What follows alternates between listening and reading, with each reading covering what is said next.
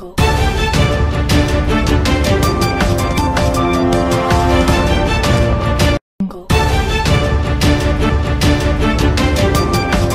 आपल्या परिसरातील ताज्या घडामोडी व अपडेट पाहण्यासाठी MJ न्यूजला सबस्क्राइब करा आणि बाजूला असलेल्या बेल आयकॉनवर प्रेस करा। सदैव ताज्या बातम्यांसह जुळून रहा MJ न्यूज सोबत।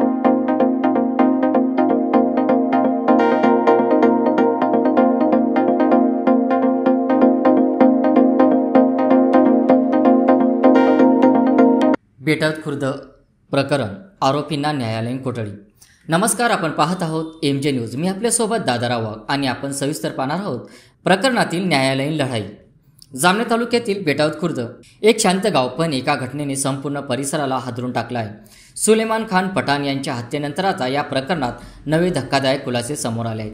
अत्यंत गंभीर खुलासे, CDR रेकॉर्ड्स, CCTV फुटेज आणि जबाबदार अधिकाऱ्यांवर उठलेले प्रश्न MJ न्यूज तुम्हाला दाखवणार आहेत। सर्वात महत्त्वाचे, न्यायाच्या लढाईत आता पुढे काय घडले। 11 ऑगस्टच्या रोजी बेटावत खुर्दमध्ये घडलेल्या या हत्याकांडानंतर प्रकरण राजकीय, सामाजिक आणि पोलीस तपासाच्या वर्तुळात अडकलेले आहे। 21 ऑगस्ट रोजीच्या प्रकरणातील अटकेतील आरोपींची पोलीस कस्टडी संपली होती। त्यावर त्यांना न्यायालयात हजर केले असता सुनावणीत दोन्ही बाजूंनी जोरदार युक्तिवाद करण्यात आला। चला पाहूया नेमके काय घडले न्यायालयीन सुनावणीत। सर्वात प्रथम आपण सरकारी वकिलांची बाजू जाणून घेऊ। अभियोग पक्षाने या प्रकरणात न्यायालयासमोर काही महत्त्वाचे मुद्दे मांडले।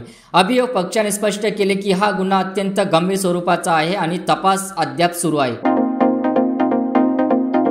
तपासादरम्यान आरोपी घनश्याम माळी यांचा या प्रकरणात सहभाग असल्याचे निष्पन्न झाले आहे। मात्र त्यांना अद्याप अटक करण्यात आलेली नाही। त्यांच्याबद्दल माहिती मिळवण्यासाठी आरोपीकडून चौकशी करणे आवश्यक आहे।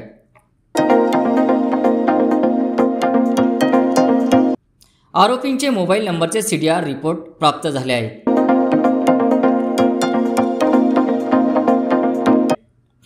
घटनाक्रम समजण्यासाठी आरोपींच्या उपस्थितीत तांत्रिक विश्लेषण करणे आवश्यक आहे। नितीन पाटील यांचा या प्रकरणात सहभाग आहे का, याबाबत आरोपींकडे चौकशी करणे बाकी आहे। प्रकरणातील फिर्यादींची बॅग सापडलेली नाही, ती कुठे आहे हे शोधण्यासाठी आरोपींकडून सखोल चौकशी आवश्यक आहे। अभियोग पक्षाने आरोपींकडून सर्व तपास पूर्ण करण्यासाठी पोलीस कोठडीची मागणी केली आहे। फिर्यादींच्या बाजूने RB शेख यांनीही आरोपींकडून अधिक चौकशी आवश्यक असल्याचे सांगून पोलीस कोठडीस समर्थन दिले आहे।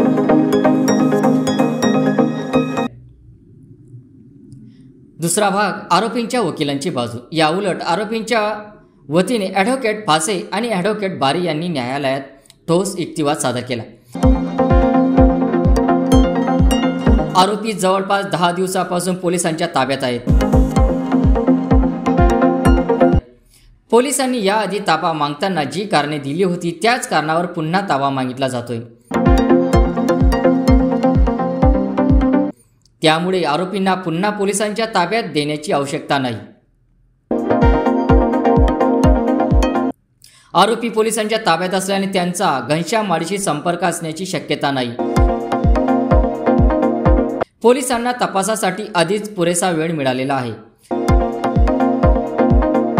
त्यामुळे आता आरोपींना न्यायालयीन कोठडी देण्यात यावी, अशी मागणी बचाव पक्षाने न्यायालयात युक्तिवाद केला। बेटावत खुर्द हत्याकांड प्रकरणात मोठा न्यायालयीन निर्णय घेण्यात आला।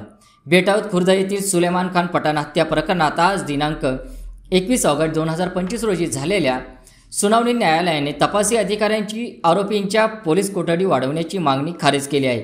न्यायालयाने स्पष्ट केले की तपासी अधिकारी यांना मागील 8 ते 10 दिवसापासून आरोपींवर सखोल तपासाची पुरेशी संधी मिळालेली असून तपासाच्या दृष्टीने आता आरोपींच्या ताब्याची आवश्यकता नाही। यामुळे आरोपी क्रमांक 1 ते 8 यांना दिनांक 3/9/2025 पर्यंत न्यायालयीन कोठडी पाठवण्याचा आदेश देण्यात आला आहे। न्यायालयाने दिलेल्या या निर्णयामुळे प्रकरणात नवे वळण आले असून तपासाच्या पुढील टप्प्यावर सर्वांचे लक्ष केंद्रित झाले आहे। पुढील अपडेट बघण्यासाठी MJ न्यूज सबस्क्राइब करा, लाईक करा, आपल्या प्रतिक्रिया नोंदवा। जुळून रहा MJ न्यूज सोबत। मी आपल्यासोबत दादाराव वाघ। हो